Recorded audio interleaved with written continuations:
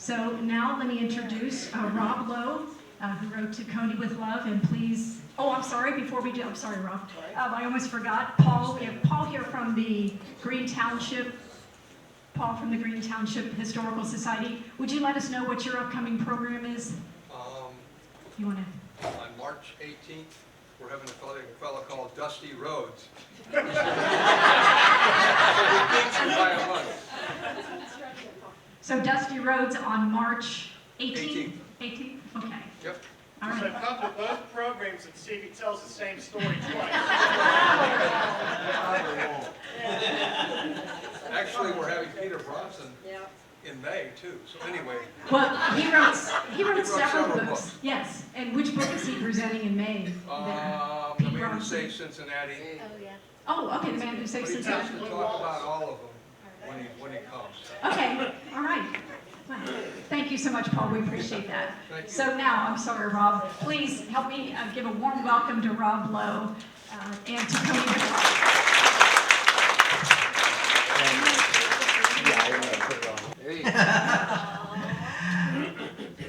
Well, how's everybody doing tonight? Good? Yes. Good. Thank you for having me here tonight. This is, that's my dad and me. My dad was with Coney Island for 50 years. He was captain of the lifeguards. Never a drowning in 50 years at Coney. And back in those days, we used to guard the pool with 4 guards. And we'd have 10,000 people in the pool. Oh my gosh. So, but again, thank you for having me. I want to tell you a little bit about this book. When we found out that Coney was going to close, my dad had a plaque put up on his guard stand when he passed. And they did a program for my dad and Bob Braun and some of the other people that had worked at Coney. And my dad's ashes were spread at Coney Island.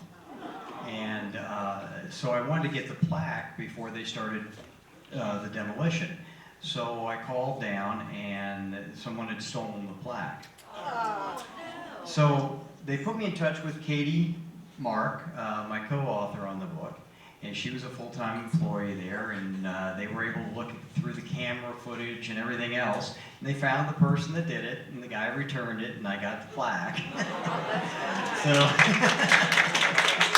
But then we started talking about, Coney was so much more than just a place here in Cincinnati.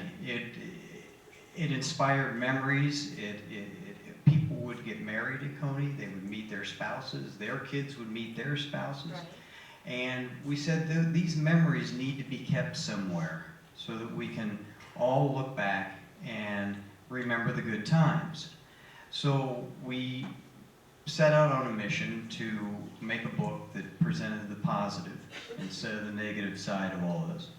And we opened it up to people to submit their stories to us. We had over 300 submissions and thousands of photos. My wife, Brink over there, and I own Brighton Publishing. We're book publishers, have been for a while, and so Katie and I and Brink met in January and said, let's do a book. Let's have a place where people's memories can live, and that's To Coney with Love. We've been so fortunate. We've gotten so much good publicity here in the city. We've done every major news station. We were a couple weeks ago. We were the #4 historical book in Cincinnati.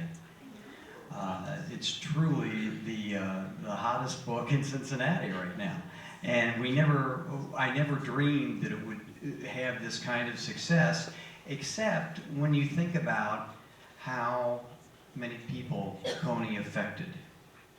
And so no matter really what happened and how it happened, they can't take away what's in your head and in your heart. And how many of you visited Coney Island? Everybody, okay. Did anybody go to Moonlight Gardens? Does anybody remember who they danced to at Moonlight Gardens? Okay. The big band. The big band, okay.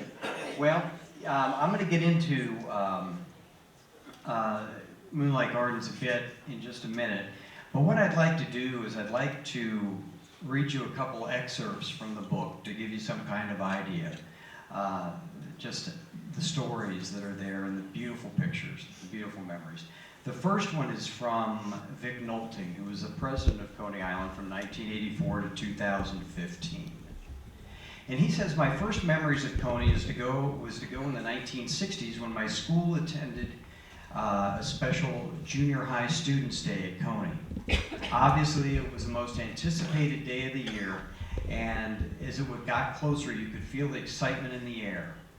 Everyone was on their best behavior to ensure that they could make the trip and not be left behind due to a lapse in good conduct. Now, I'm sure none of us have ever had a lapse in good conduct. These outings were simply magical, experiencing my first rides on practically everything, mustering up the courage to ride the shooting star, and putting my arm around a girl in the Lost River, while my buddies ran around inside the Lost River, jumping from boat to boat like wild men. And they weren't caught. So those were tremendous days of fun, new experiences, smells, flowers, and sights to behold. And when the sun went down and the dazzling, beautiful lights appeared, those were times were over in a flash. Coney was with me for years, remembering the date nights and the spring dances and the concerts at Moonlight Gardens. What a treasured moment this magical place has in my heart. Then in 1972, it was gone, but not forgotten. Who knew, certainly not me, that I would move back to Cincinnati and spend over 30 years being part of a team dedicated to giving a new generation of Coney visitors their own Coney moments. And he goes on saying more about his time at Coney, but he goes over the history of Coney and, of course, Moonlight Gardens. To give you a little bit of my background, I've been a talent manager in the music business for over 30 years. My dad hired Bob Braun. I worked with Bob. I worked with Ruth Lyons and Paul Dixon and all of WLW and Bob Shreve over at the Past Prime Playhouse and Glen Ryle. And I don't think people really understand who didn't experience it because they don't teach it anymore.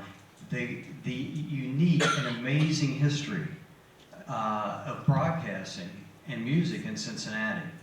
And Moonlight Gardens was one of those places. You had Ruby Wright from the Bob Braun Show and her husband Barney Rapp. But everyone who was anybody went through Moonlight Gardens. You had Tommy Dorsey, you had Duke Ellington. I met Frank Sinatra and Steve Lawrence and Edie Gourmet. And anybody who was anybody was there. In fact, there was a show called The Rebel. Does anybody remember the TV show called The Rebel? With Johnny Yuma? Yeah, with Adams, Nick Adams was the actor. And my dad also worked with Duke Ellington and Nat King Cole. So I kind of grew up in that business. And Nick came up to my dad one night, and I was about this tall, not much taller than I am now. And he said, Bob, why don't we take Rob up on the Ferris wheel? And it was at night, and I'd never been on a Ferris wheel. And he got me up there. Well, I soon regretted that because I screamed all 3 rotations. But it was a great time to grow up. And in Moonlight Gardens, what a fascinating place. People would get dressed up, and then when the bands would go on breaks, they'd go out and ride the rides, and they'd come back. And Al Hurt set an all-time record there for attendance when he played there. So, and I want to hear your stories too, but I'll hear it after I'm done with all of this. And then you also had other things like the Appalachian Festival, the Summer Fair, Cincinnati Flower Show, Balloon Fest, and Fire Up the Night, and all the picnics. Did anybody go to picnics at Coney Island? The AFL-CIO, Procter & Gamble days, Kroger. And then there were one-time events too. Dick Clark and American Bandstand were there on a few occasions. The Three Stooges were there. And the Fabulous Walendas. Does anybody remember the Fabulous Walendas? I walked across the pool and across where the sky ride was in the park. So, and it's funny about Coney, a lot of people don't know this, but when Coney first opened, they came and they hired the Schott family, Walt Walt Disney came in and hired him to help them develop Disneyland. That's how well thought of Coney Island was. And I know that from this side of town, it was a big adventure for a lot of kids because they go down to the public landing and they get on the Island Queen, take the Island Queen to Coney, and that was people went there for that was their vacations back in the day. So the second story I'd like to share with you, I'm only going to share a part of it, but it was written by a 16-year-old lad. His name was Caleb Ebert, and I got to meet him at one of our book signings. We've been very fortunate. We did 40 book signings between Thanksgiving and Christmas, and we've done them all over, from Brader's Ice Creams to B&B Riverboat to Montgomery Inn. So we've been very fortunate to associate ourselves with other historic places here in Cincinnati too. But he writes, this morning at 2:59 a.m. I woke up. That's what happens sometimes when my dumb brain decides I need to be awake for about a half an hour in the middle of the night. But this time was different. Out of nowhere, I felt the tears come to my eyes. I felt the tightening of my throat, and I felt a long overdue rush of grief. I realized that nearly 5 months after I had heard the news, it finally hit me. I would never go to Coney Island again. My name is Caleb Ebert, and I am 16 years old. 16 summers spent with a season pass to Sunlight Water Adventures. Coney has never not been a part of my life, and maybe the reason it took so long to sink in was just because of that. The demolition started 2 weeks ago, and this weekend we drove by. I saw the bulldozers and the big trucks, and so much ugly grayness that the clouds decided to follow suit. And maybe that's what did it for me. And he talks about his 16 years at Coney Island and the great memories he had with his parents and his grandparents. So we were very fortunate to have so many beautiful memories. In fact, my wife did the editing on the book, and she's not from here. She had been to Coney a couple of times, but I would call her during the day and say, hey, how's it going? And she would say, I have to stop. She said, I'm just crying too much. And not because it was bad, but because it was beautiful, sentimental memories. So I hope that you'll all will always carry Coney in your hearts. We're thinking about doing a second book because we have had so many submissions. We also have a couple of very big announcements that we'll be making about the book. I can't really talk about now, can I? Any questions, any stories I'd like to relate tonight about the floods and how they affected Coney? Some of them were very bad. I mean, very bad. And one of them was 15 feet over the highest part of the park. And I remember as a kid, my dad was a big car guy. He loved cars, so he drove everything. And one time he bought this, what they called an amphicar. It was a car that you drove into the water and it took off like a boat. And I remember him driving me over the top of the main gate at Coney Island. He was a jokester. I mean, he would go down to the public landing with that car and wait till people would come out on the Showboat Majestic. And then he'd start at the top and he'd yell, my brakes are out, and he'd go flying down. So if you ever wonder why I am the way I am, it's probably right. That's his fault. Anybody else? Yes, ma'am. I remember going to Price Hill Day at Coney. Mm-hmm. My brother's knot-hole team, which my dad coached, was playing in the game that day. And we were running around riding all the rides, and I got on the shooting star ride, was very excited. And the car in front of me went up and got stuck at the top of the hill. And It's they always had fun. to walk everybody who was on the ride down those little ladder steps. Ew. And I thought, thank goodness I wasn't on that. Well, I'll tell you, I went on the shooting star once, and I would have rather walked down than... I was more of a teddy bear guy, okay? That was smoother than the Wildcat. Yeah, oh my God, that and the wild mouse, exactly. And you also forgot Cincinnati Celtic Festival was Yeah. always in the park. Mm-hmm. Yeah, it's nice. So, anybody else have a question? Yes, ma'am. I always remember when Yep. And you'd also play at the Reds game. Well, the funny story is Ronnie Dale's the guy that got me started. I used to sing down at Coney Island. I'd stand on the organ and sing down there.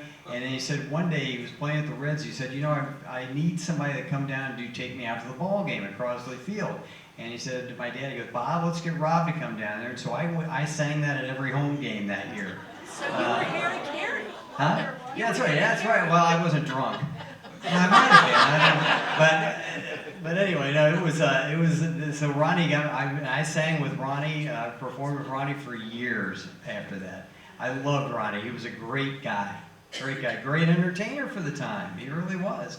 He'd play the organ and the piano at the same time. The guy was. He was it. Anybody else? Yes. Was that organ, was it a fixture at Coney or? He would move it in and out. He would move it? Yeah, he was up at the restaurant. The organ would be up at the whatever they call that restaurant at the pool, and it would sit outside. And, my job was to sit up there with Ronnie, and when he told me to flip a switch on the organ, I had to flip it. And I remember I missed it one time. He goes, "Well, that screwed up that whole song." Anyone else? Back here, Rob. Oh yes. If you were at Coney riding the rides, and then all the people would come in on a Saturday night to go to Moonlight Gardens, and that was a big deal to them. Well, you know, it's funny. Coney was a place, and I'm sure anyone who went there, that you could drop your kid off at 8 o'clock, 9 o'clock in the morning, and you'd come back and pick them up at 6 o'clock at night, and you knew they were going to be safe. And there was never any question. And I can remember sitting outside Moonlight Gardens eating ice cream, watching all the beautiful girls and the guys all dressed up going in, and to hear the music or dance at night. And it was an amazing place. And I understand. I had hoped that they would have designated that a historical place, but I guess they're going to tear that down too. So, Oh, really? yeah, Is the pool still it's a parking lot. intact? No. It's a parking lot. They made sure that they tore the pool down within 2 weeks. It's real safe. And again, this book really isn't about the bad feelings that people have. It's not. But we did everything we could to try to save the pool. We offered to buy it. We offered to run it. And the symphony would never return our calls. So,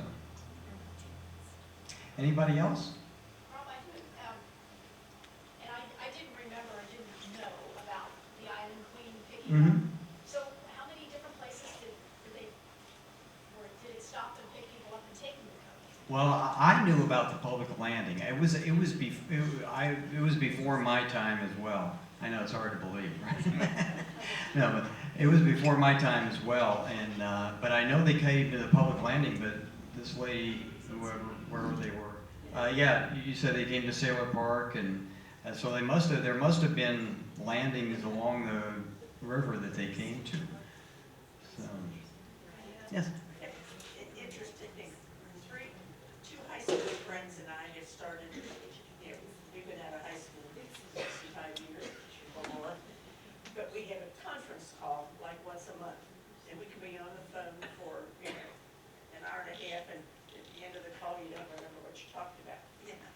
But what started this whole thing was that one of the girls remembered that Seton had a candy bar drive, and if you sold so many candy bars, whatever the limit Right. was or the prize was, you got to go to Coney on the Island Queen.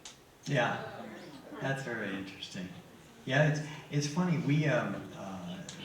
We went to Kings Island to try to see if they wanted us to do a book signing and maybe carry our books there and that sort of thing. And I talked to the marketing director there, and was telling him about the book. And I said, if it weren't for Coney, you wouldn't have had Kings Island. She goes, "I've never heard that." Seriously? Well, some Check, people are please. done. So, yes, sir. When was the end of the Island Queen? I rode the Island Queen for And they had a dance band floor on there, and they'd have bands on there too. I don't know I when. don't know, it's not, hardly anybody wrote about that. Yeah, The, but I mean, people talk about it. it burned down. It burned twice. Yeah, I know it blew. Yeah. In fact, they were rehabbing it the third time, and that's when it blew up, and that was it. That's it. September of 1947. Oh, okay. When I wrote it in Yeah. the 40s. And there was one that caught fire before that. Yeah, Yeah. that was the 2025. Yeah, I mean, I knew the 47 date, but I guess that would have been the last time. So does anybody remember who they danced to, or who they saw at Moonlight Gardens? I went to after prom there. I'm sorry? I went to after prom there, and Yeah. that would have been in the 50s. Yeah, it was amazing. I remember when Dick Clark brought American Bandstand there. I was probably 8 years old, and that was like the second time that it happened. And you couldn't get in. They were parked all the way down Eastern Avenue. It was crazy. Yes. I saw Kenny Rogers there in the first district. Oh, okay. It was XU, my husband went to XU and Ah, okay. they had a dance and he was just starting out, but yeah, he sang at their dance. Ah, that's interesting. That's interesting. Well, you know, if you decide to you want to buy copies of the book, I have them here. It's truly like looking at your high school yearbook. It'll bring back so many memories for you, and we appreciate we appreciate the support that we've gotten from the community on this book. And if you have any further questions, I'll be over here. And I thank you all for having me tonight. I hope you enjoyed seeing the pictures. It's just some of the pictures that are in the book. And if you have any questions, let me know. Thank you all very much. Thank you.